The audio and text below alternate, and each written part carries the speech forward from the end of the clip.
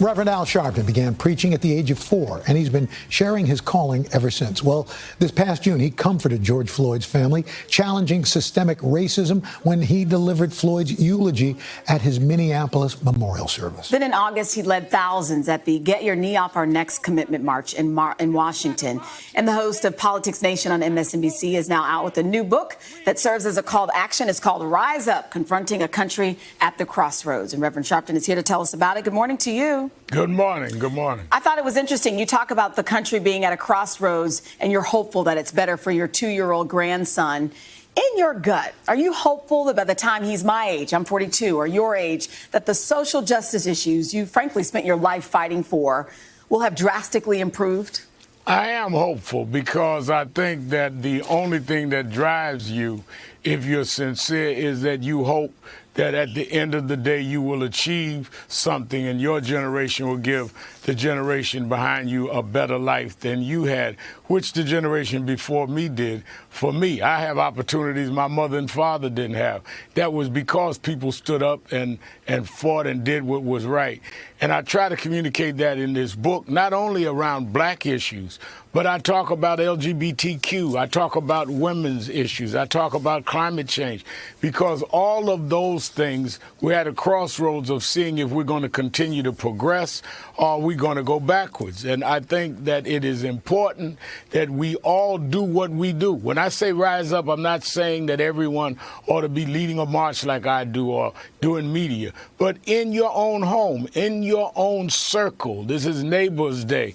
Talking to people about, are you going to vote? Are you going to take a stand for the things that are important? And I teach people how to do that in this book across the board on several main issues that face this country today. One of those, Rev, is Breonna Taylor, and the fact that no police officer has been charged in her death, that the Kentucky Attorney General is fighting any kind of transparency about what led up to it, and the grand jury report. What are your thoughts about that? I think it's an outrage. When you have a young woman in her own home going to bed at night and her boyfriend there, the police break in, the boyfriend thinks it's a break-in, he shoots, and they kill her. 6 bullets. He does not get hit. They claim they said police. Only one witness says they did, and a score of others said they did not. But the real point is, how do you shoot a woman 6 times and only charge one policeman with putting her neighbors at risk, no charge against the young woman that was killed? So that is why when I first heard about this case and I put her mother and her lawyer, Attorney Ben Crump, on my MSNBC show, I had not heard the national story. Now it's grown into national outrage.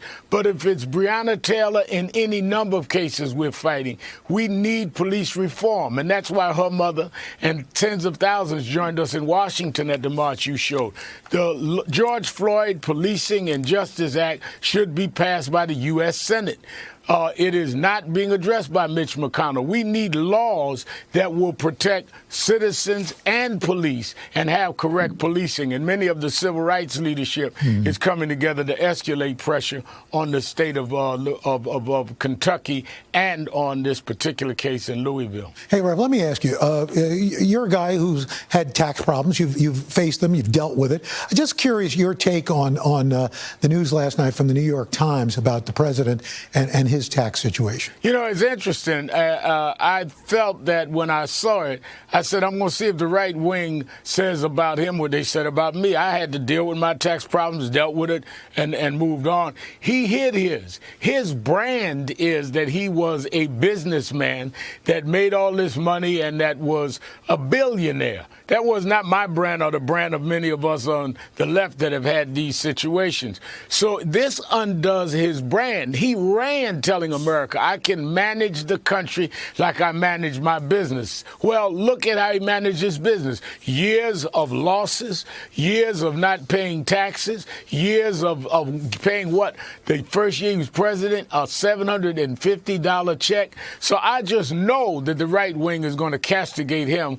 like they castigated affected me and others who had tax problems, and his is way more intense than ours were. And we never promised anyone we were great financial managers. We were in the business of activism. He was in the business of business, and seems like he did not handle that well.